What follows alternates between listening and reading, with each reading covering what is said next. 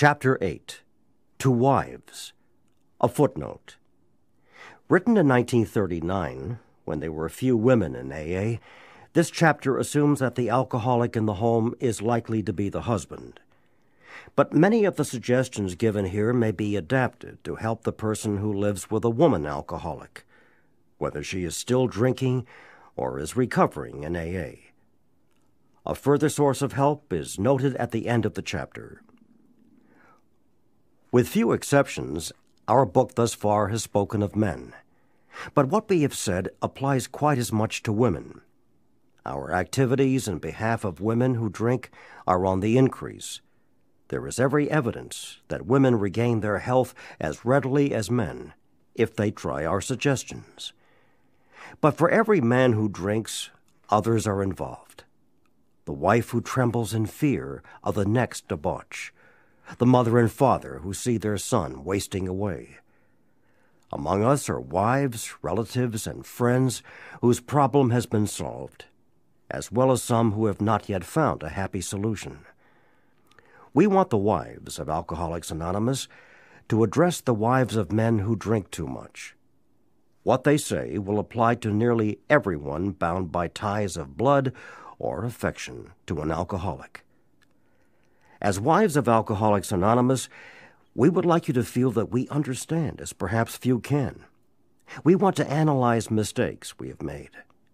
We want to leave you with a feeling that no situation is too difficult and no unhappiness too great to be overcome. We have traveled a rocky road.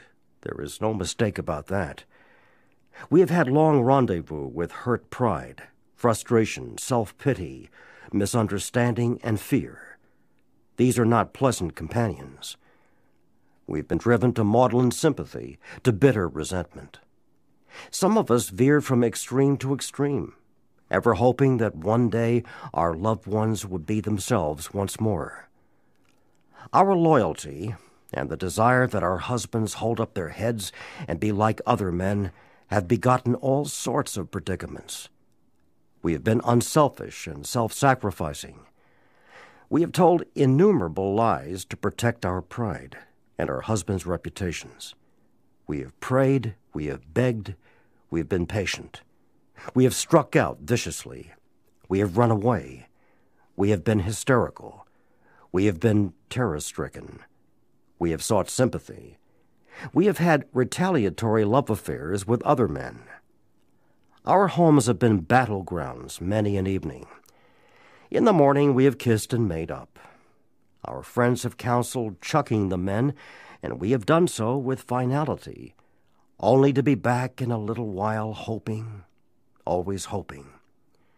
Our men have sworn great solemn oaths that they were through drinking forever. We have believed them when no one else could or would. Then, in days, weeks, or months, a fresh outburst. We seldom had friends at our homes, never knowing how or when the men of the house would appear. We could make few social engagements. We came to live almost alone. When we were invited out, our husbands sneaked so many drinks that they spoiled the occasion. If, on the other hand, they took nothing, their self-pity made them killjoys. There was never financial security. Positions were always in jeopardy or gone.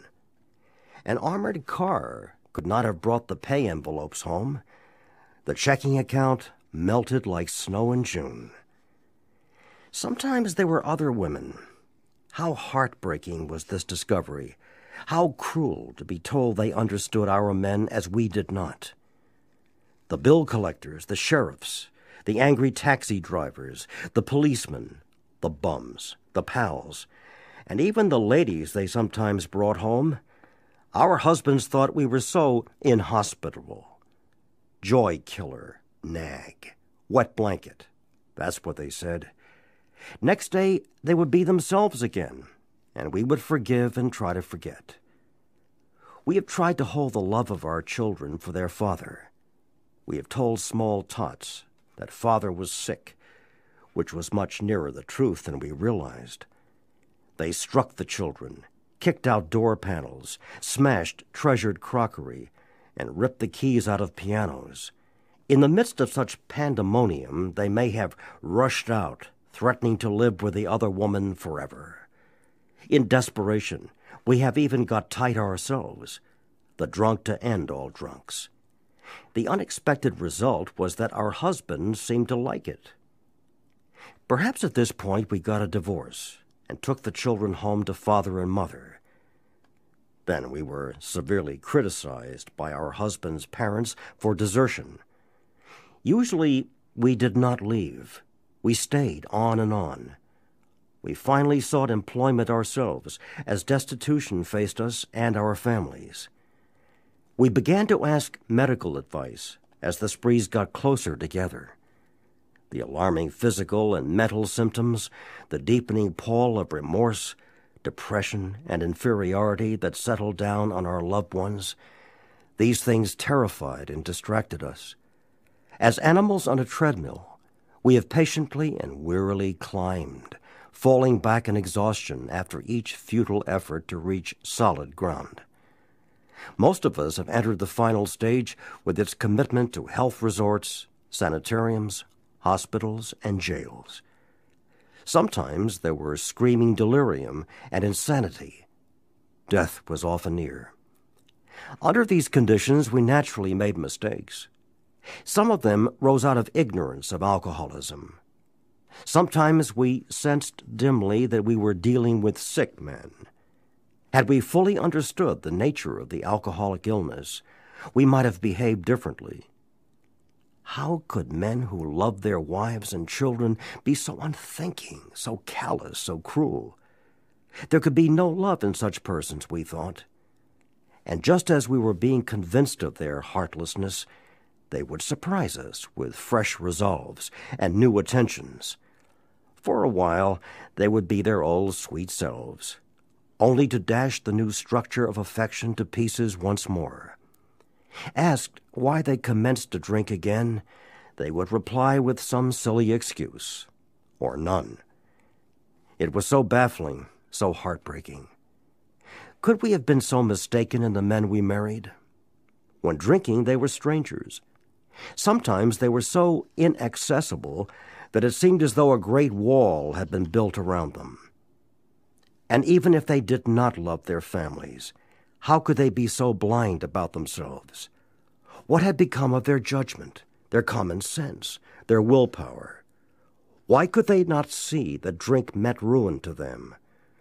Why was it, when these dangers were pointed out, that they agreed, and then got drunk again immediately? These are some of the questions which race through the mind of every woman who has an alcoholic husband. We hope this book has answered some of them. Perhaps your husband has been living in that strange world of alcoholism where everything is distorted and exaggerated. You can see that he really does love you with his better self. Of course, there is such a thing as incompatibility, but in nearly every instance, the alcoholic only seems to be unloving and inconsiderate. It is usually because he is warped and sickened that he says and does these appalling things. Today, most of our men are better husbands and fathers than ever before. Try not to condemn your alcoholic husband, no matter what he says or does. He is just another very sick, unreasonable person. Treat him, when you can, as though he had pneumonia. When he angers you, remember that he is very ill. There is an important exception to the foregoing.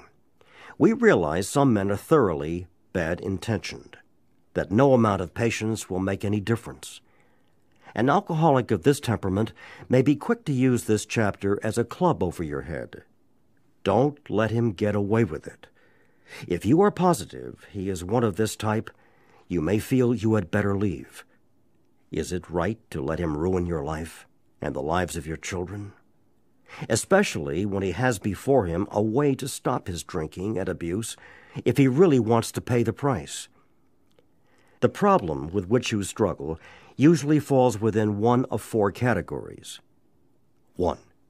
Your husband may be only a heavy drinker. His drinking may be constant, or it may be heavy only on certain occasions. Perhaps he spends too much money for liquor. It may be slowing him up mentally and physically, but he does not see it. Sometimes he is a source of embarrassment to you and his friends. He is positive he can handle his liquor, that it does him no harm, that drinking is necessary in his business. He would probably be insulted if he were called an alcoholic. This world is full of people like him. Some will moderate or stop altogether, and some will not. Of those who keep on, a good number will become true alcoholics after a while. 2. Your husband is showing lack of control, for he is unable to stay on the water wagon even when he wants to. He often gets entirely out of hand when drinking. He admits this is true, but is positive that he will do better. He has begun to try, with or without your cooperation, various means of moderating or staying dry. Maybe he's beginning to lose his friends. His business may suffer somewhat. He is worried at times and is becoming aware that he cannot drink like other people. He sometimes drinks in the morning and through the day also, to hold his nervousness in check. He is remorseful after serious drinking bouts and tells you he wants to stop. But when he gets over the spree, he begins to think once more how he can drink moderately next time. We think this person is in danger. These are the earmarks of a real alcoholic. Perhaps he can still tend to business fairly well. He has by no means ruined everything. As we say among ourselves, he wants to stop. 3. This husband has gone much further than husband number 2. Though once like number 2, he became worse. His friends have slipped away. His home is a near wreck, and he cannot hold a position. Maybe the doctor has been called in, and the weary round of sanitariums and hospitals has begun. He admits he cannot drink like other people, but does not see why. He clings to the notion that he will yet find a way to do so. He may have come to the point where he desperately wants to stop but cannot. His case presents additional questions which we shall try to answer for you. You can be quite hopeful of a situation like this. 4. You may have a husband of whom you completely despair. He has been placed in one institution after another. He is violent, or appears definitely insane when drunk. Sometimes he drinks on the way home from the hospital. Perhaps he has had delirium tremens. Doctors may shake their heads and advise you to have him committed. Maybe you have already been obliged to put him away. This picture may not be as dark as it looks. Many of our husbands were just as far gone, yet they got well. Let's now go back to husband number 1. Oddly enough, he is often difficult to deal with. He enjoys drinking. It stirs his imagination. His friends feel closer over a highball. Perhaps you enjoy drinking with him yourself when he doesn't go too far. You have passed happy evenings together, chatting and drinking before your fire. Perhaps you both like parties which would be dull without liquor. We have enjoyed such evenings ourselves. We had a good time. We know all about liquor as a social lubricant. Some, but not all of us, think it has its advantages when reasonably used. The first principle of success is that you should never be angry. Even though your husband becomes unbearable and you have to leave him temporarily, you should, if you can, go without rancor.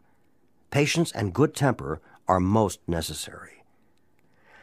Our next thought is that you should never tell him what he must do about his drinking. If he gets the idea that you are a nag or a killjoy, your chance of accomplishing anything useful may be 0. He will use that as an excuse to drink more. He will tell you he is misunderstood. This may lead to lonely evenings for you. He may seek someone else to console him, not always another man. Be determined that your husband's drinking is not going to spoil your relations with your children or your friends. They need your companionship and your help. It is possible to have a full and useful life, though your husband continues to drink. We know women who are unafraid, even happy under these conditions. Do not set your heart on reforming your husband. You may be unable to do so, no matter how hard you try. We know these suggestions are sometimes difficult to follow, but you will save many a heartbreak if you can succeed in observing them. Your husband may come to appreciate your reasonableness and patience. This may lay the groundwork for a friendly talk about his alcoholic problem. Try to have him bring up the subject himself. Be sure you are not critical during such a discussion. Attempt instead to put yourself in his place. Let him see that you want to be helpful rather than critical. When a discussion does arise, you might suggest he read this book, or at least the chapter on alcoholism.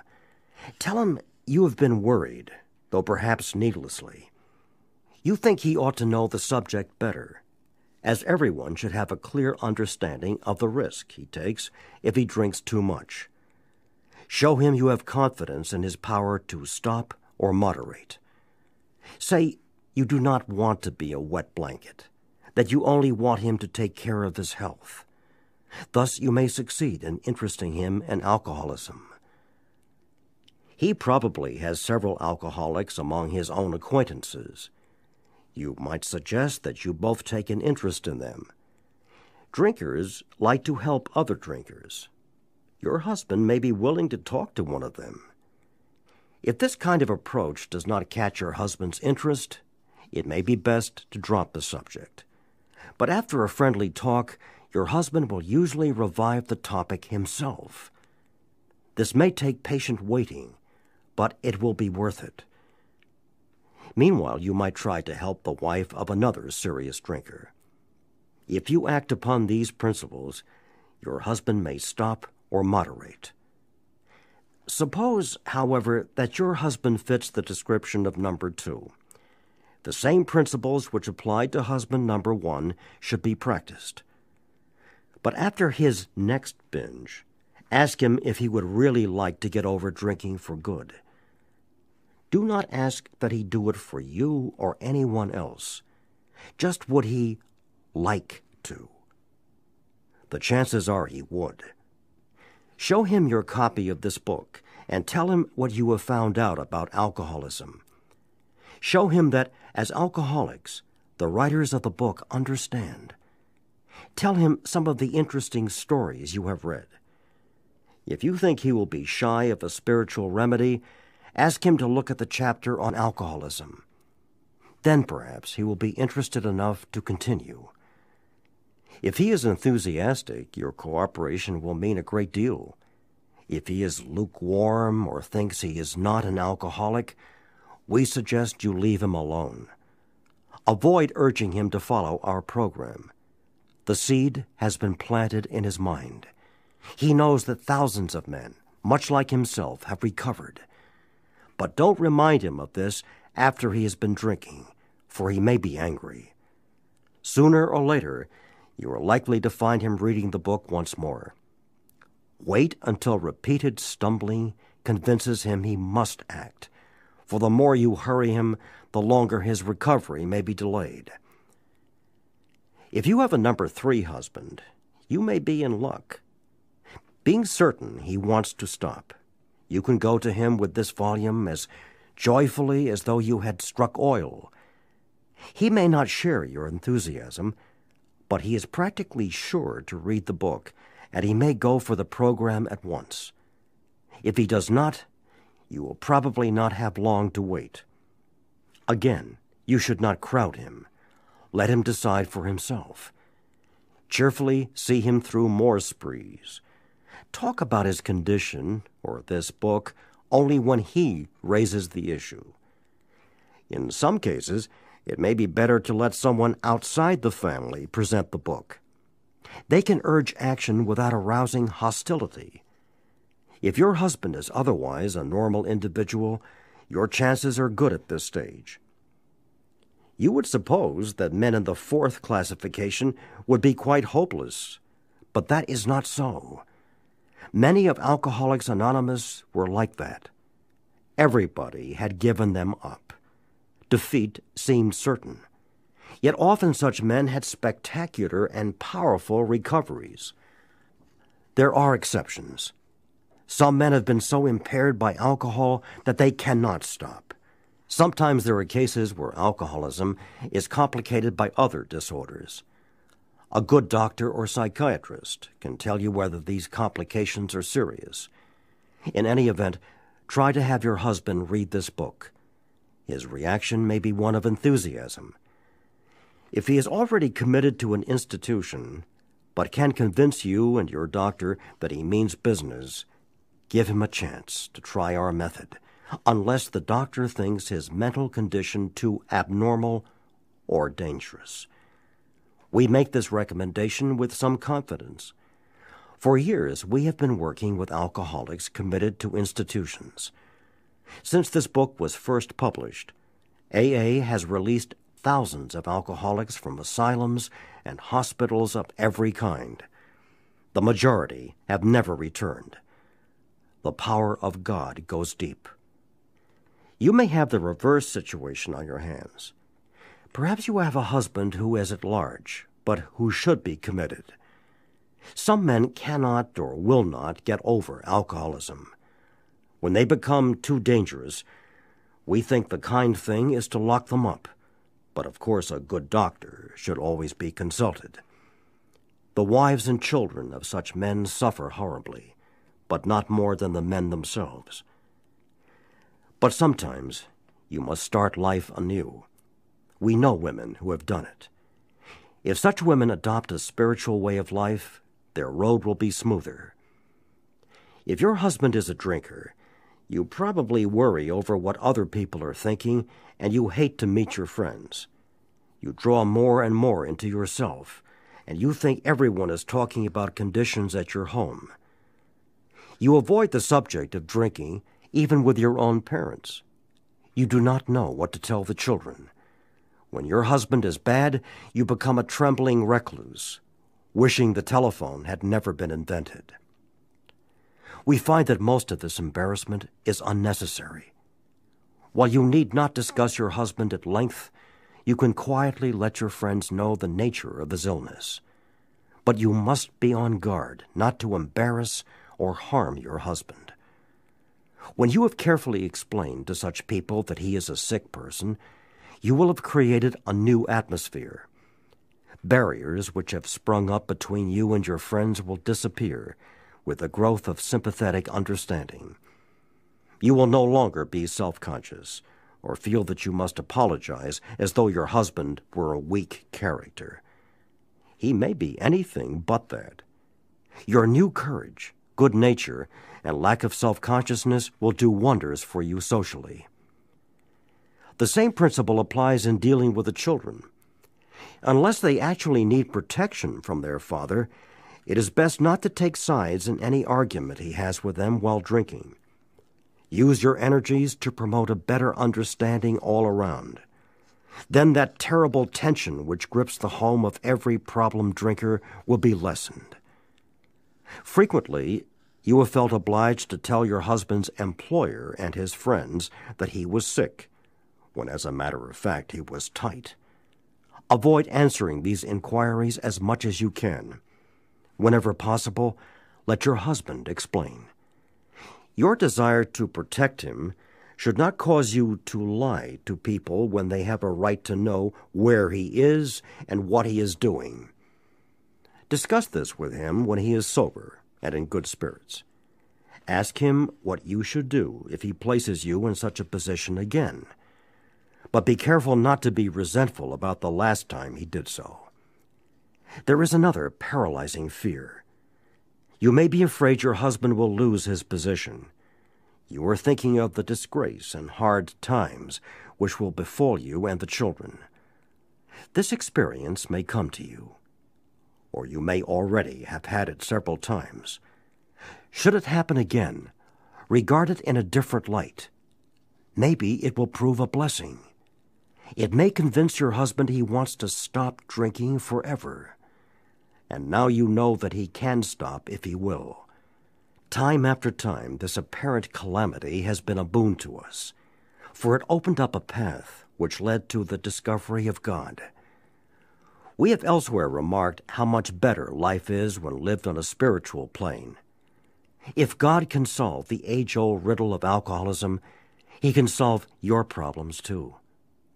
We wives found that, like everybody else, we were afflicted with pride, self-pity, vanity, and all the things which go to make up the self-centered person. And we were not above selfishness or dishonesty. As our husbands began to apply spiritual principles in their lives, we began to see the desirability of doing so too. At first, some of us did not believe we needed this help. We thought, on the whole, we were pretty good women, capable of being nicer if our husbands stopped drinking. But it was a silly idea that we were too good to need God. Now we try to put spiritual principles to work in every department of our lives. When we do that, we find it solves our problems too. The ensuing lack of fear, worry, and hurt feelings is a wonderful thing. We urge you to try our program, for nothing will be so helpful to your husband as the radically changed attitude toward him which God will show you how to have. Go along with your husband if you possibly can. If you and your husband find a solution for the pressing problem of drink, you are, of course, going to be very happy. But all problems will not be solved at once. Seed has started to sprout in a new soil, but growth has only begun. In spite of your newfound happiness, there will be ups and downs. Many of the old problems will still be with you. This is as it should be. The faith and sincerity of both you and your husband will be put to the test. These workouts should be regarded as part of your education, for thus you will be learning to live. You will make mistakes, but if you are in earnest, they will not drag you down. Instead, you will capitalize them. A better way of life will emerge when they are overcome. Some of the snags you will encounter are irritation, hurt feelings, and resentments. Your husband will sometimes be unreasonable, and you will want to criticize. Starting from a speck on the domestic horizon, great thunderclouds of dispute may gather. These family dissensions are very dangerous, especially to your husband. Often you must carry the burden of avoiding them or keeping them under control. Never forget that resentment is a deadly hazard to an alcoholic. We do not mean that you have to agree with your husband whenever there is an honest difference of opinion. Just be careful not to disagree in a resentful or critical spirit. You and your husband will find that you can dispose of serious problems easier than you can the trivial ones. Next time you and he have a heated discussion, no matter what the subject, it should be the privilege of either to smile and say, "This is getting serious. I'm sorry I got disturbed. Let's talk about it later." If your husband is trying to live on a spiritual basis, he will also be doing everything in his power to avoid disagreement or contention. Your husband knows he owes you more than sobriety. He wants to make good. Yet you must not expect too much. His ways of thinking and doing are the habits of years. Patience, tolerance, understanding, and love are the watchwords. Show him these things in yourself, and they will be reflected back to you from him. Live and let live is the rule. If you both show a willingness to remedy your own defects, there will be little need to criticize each other. We women carry with us a picture of the ideal man, the sort of chap we would like our husbands to be.